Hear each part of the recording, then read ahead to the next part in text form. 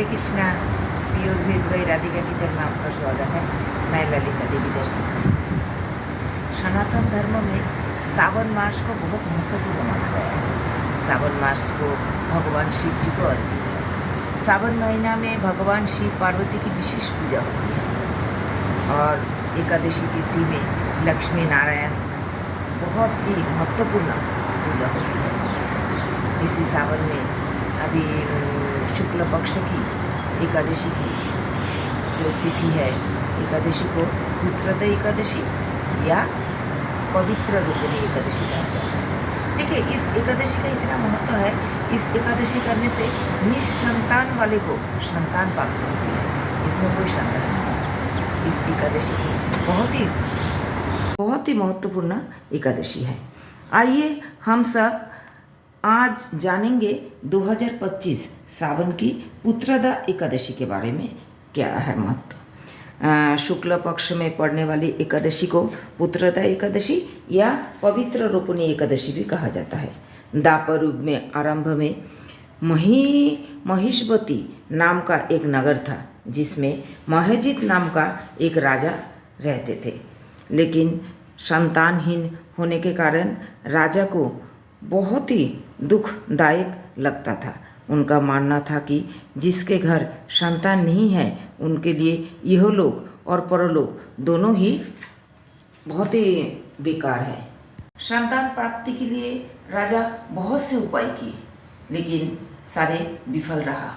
तब राजा ने अपने प्रतिनिधि को बुलाया और प्रजाजन को राजा कहने लगे, हे प्रजाजन, मेरे खजाने में अन्याय से कमाया हुआ धन नहीं है और मैंने कोई गलत काम भी नहीं किया और मैंने कोई ब्राह्मणों या देवता का धन भी नहीं छीना। किसी दूसरे के मतलब घरों को नहीं मैंने लिया, फिर भी मेरे घर संतान क्यों नहीं है। इससे प्रजा को बहुत ही दुखी होके प्रजा से बात करने लगे। শ্রাবণ মাস আমাদের খুব পবিত্র মাস। শ্রাবণ মাসে ভগবান শিবজির আর পার্বতী মায়ের খুব সুন্দর পুজো হয়। অনেক লোক কাবার নিয়ে যায়, তো ওখানেও তারকেশ্বরেও খুব মহত্বপূর্ণ শ্রাবণ মাসে।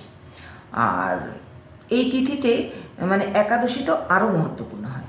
এই একাদশীতে শ্রাবণ মাসের শুক্লপক্ষের একাদশীকে আমরা বলা হয় পবিত্র রূপিণী একাদশী ইয়া পুত্রদা একাদশী।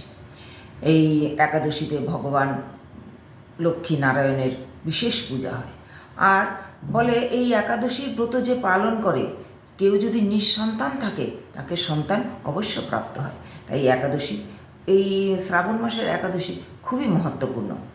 তো শ্রাবণ মাসের एकादशी সবাইকে করা দরকার। फिर राजा का बात सुन के प्रजागण अपने सब में मतलब विचार करने लगे कि राजा जी की दुख कैसे दूर किया जाए। तब उन लोगों ने सारे मिलके महर्षियों की खोज के लिए जंगल में घूमते रहे। जंगल में बहुत घूमते घूमते फिर एक ऋषि की उन्होंने दर्शन हुई। तो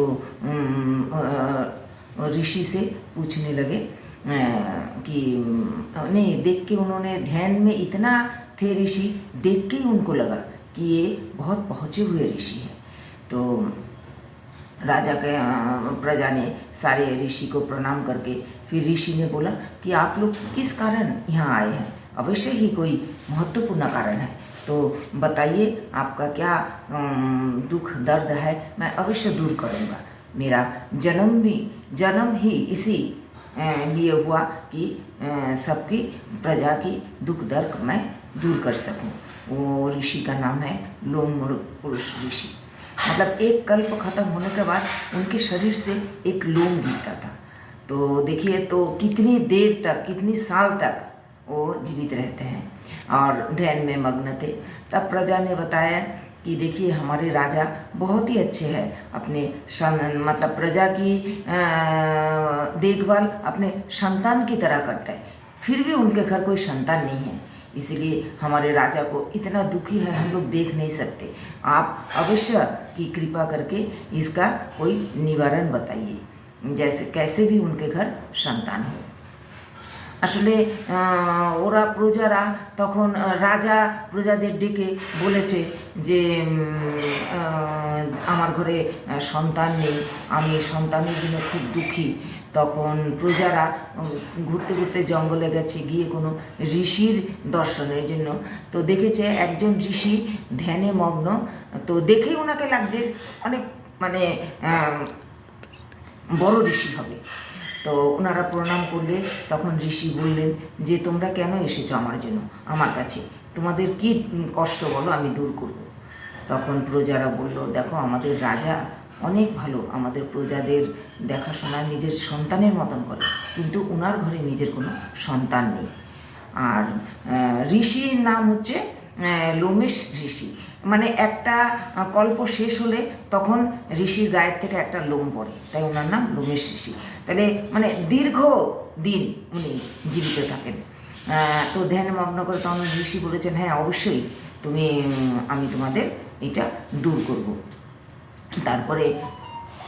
তারপর ঋষি বলল যে দেখো শ্রাবণ মাসের শুক্লপক্ষের যে একাদশী সেইটা ওনাকে পালন করতে বলো, নিশ্চয়ই ওনার ঘরে सन्तान है।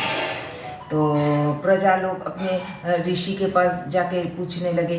फिर ऋषि बोले कि देखिए सावन महीना की जो शुक्ल पक्ष की एकादशी है वो एकादशी का बहुत निष्ठापूर्वक उनको पालन करने बोलो, तो उनके घर अवश्य पुत्र सन्तान की प्राप्ति होगी। तारपरे प्रजारा एसे राजाके এই কথাটা বলল।